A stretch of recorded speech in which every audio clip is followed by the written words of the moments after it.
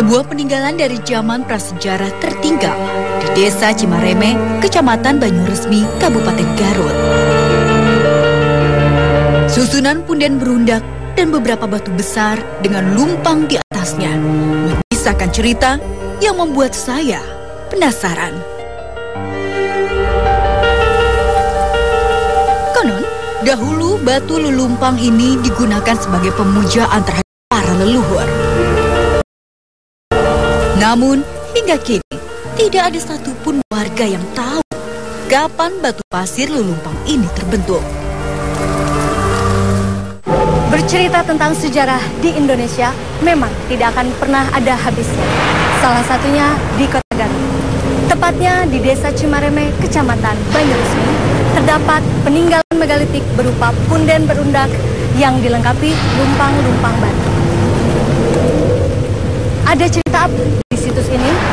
Ikuti penelusuran saya.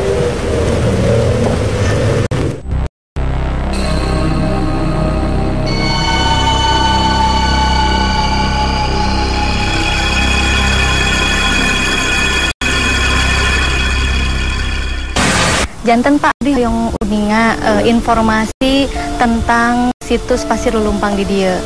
Awal mulanya kumaha tah situs ieu tiasa disebut situs lelumpang jeung iraha ayana situs lelumpang. Ari ayana mah ti kapungkur kene namun kapandakna tahun 85. Nuhun ku Bapak Kepala Kabudayaan Tiga. Terus we di aya penelitian di Bandung di Balai Penelitian.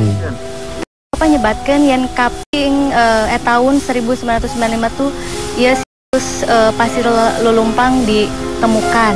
Nah, sate acan tahun 1995 ieu berbentuk naon, Pak? Berbentukna pasir pinuh ku rumput gitu. Janten batu lelumpangna teh teu acan katinggal. Acan tahun sareng. Tos katinggal namun ka tahun rumput gitu, ke ruang gitu. Oh ya Pak, untuk sejarahnya tersendiri batu ini Bapak tahu nggak? Batu ini peninggalan dari siapa dan zaman siapa Pak? Upami peninggalan Bapak kirang terang gitunya, peninggalan di saha-sahana Bapak kirang terang. Upami sejarah nama di Eyang Maulani sesepuh di dia. Kabar beredar, sering terdengar suara gamelan pada malam-malam tertentu di lokasi ini. Ku abdi kuping nyapanya saurna pernah aya suara-suara gamelan. Eta leres entah Pak? Mau dina malam Jumat, malam Selasa sok aya gitu pernah aya di kayeuna oge.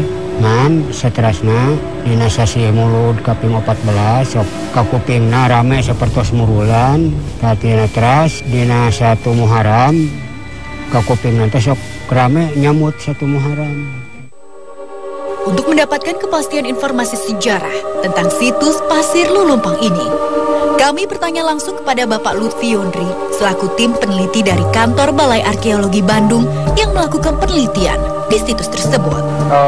Pasir lelumpang dari sisi arkeologi bisa kita kategorikan sebagai salah satu tinggalan budaya prasejarah yang disebut sebagai punden berundak. Kenapa disebut punden berundak? Karena situs pasir lelumpang itu terdiri atas beberapa teras, itu berulang sampai ke atas dan makin kecil. Maka dengan bertingkat-tingkat itu secara arkeologi disebut dengan berundak-undak. Makanya disebut sebagai punden berundak. Penelitian arkeologi yang saya lakukan di pasir lelumpang itu pertama kali sejak tahun 1995. Itu penelitian prasejarah yang kita awali di sana. Dan ternyata di situ tidak hanya satu situs sebenarnya. Tidak hanya pasir lelumpang, ada pasir tengah, pasir Astaria, pasir Kiara Payung, pasir Tunjung. Dan itu satu fenomena di masa prasejarah yang dibangun oleh masyarakat prasejarah sebagai media pengagungan arwah leluhur. Dan di tempat lain juga bisa digunakan sebagai tempat pemakaman. Tapi dari hasil penelitian yang kita lakukan, kita tidak menemukan sisa-sisa kubur di sana. Makanya kita menyimpulkan pasir lelumpang itu sebagai punden berundak yang ditujukan untuk pengagungan arwah leluhur. Nah, yang paling menarik kalau kita bandingkan dengan punden-punden berundak yang ada di Jawa Barat, itu adalah batu lumpaknya itu. Jadi di pasir lelumpang itu paling tidak ditemukan 3 batu lumpang yang cukup besar, dan besar kemungkinan itu tidak berasal dari situ, karena di atas pasir atau bukit Lulumpang itu tidak menghasilkan batu besar. Jadi ada bongkahan batu, kemudian dibuat lumpangnya, kemudian ditempatkan di atas punden berundak pasir lumpang itu. Yang cukup menarik juga dari orientasi peletakan batu lumpangnya itu diletak berjejer dengan orientasi timur barat. Itu merupakan simbol dari perjalanan matahari dari terbit sampai tenggelam, atau juga perjalanan bulan dari terbit sampai tenggelamnya. Dan masyarakat megalitik di masa lalu itu adalah salah satu kegiatan mereka adalah memuja matahari.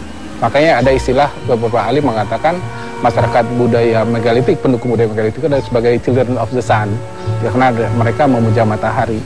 Bisa sampai ke atas itu nah itulah yang menarik dari sisi megalitik itu, bahwa masyarakat megalitik bukan masyarakat yang banyak seperti sekarang. Perkampungan megalitik adalah perkampungan sederhana, hanya terdiri antara 100 sampai 150 orang paling banyak. Dan di balik budaya megalitik itu, kita dengan memindahkan batu-batu besar sampai ke puncak bukit itu tidak mungkin dilakukan tanpa ada pemimpin yang baik, yang karismatik, yang diterima oleh masyarakatnya, rasa gotong royong, kesatu paduan masyarakat. Karena masyarakat yang bersatu padu, pemimpin yang baik bisa menggerakkan sesuatu sehingga bisa memindahkan batu besar itu sampai ke puncak bukit itu. Kalau usia batu sangat tua. Nah, beda usia batu dengan usia budaya pada saat batu dibuat. Dan dari pertanggalan megalitik yang ada sementara sekarang, pertama ada pertanggalan relatif bahwa dikatakan megalitik itu berkembang di Indonesia paling tua antara 2500 sampai 1500 sebelum Masehi. Tetapi dari pertanggalan absolut yang beberapa peneliti lakukan dan juga saya lakukan, itu tidak setua itu. Contoh Gunung Padang.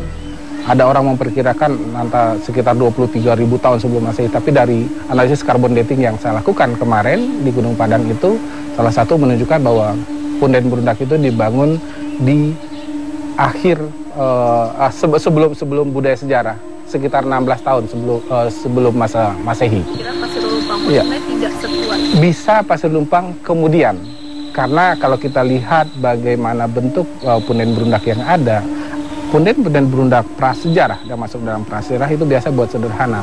Sudah ada pengkayaan dengan batu lumpang, ada arca, biasanya berkembang pada era yang kemudian. Lebih muda dibanding Gunung Padang.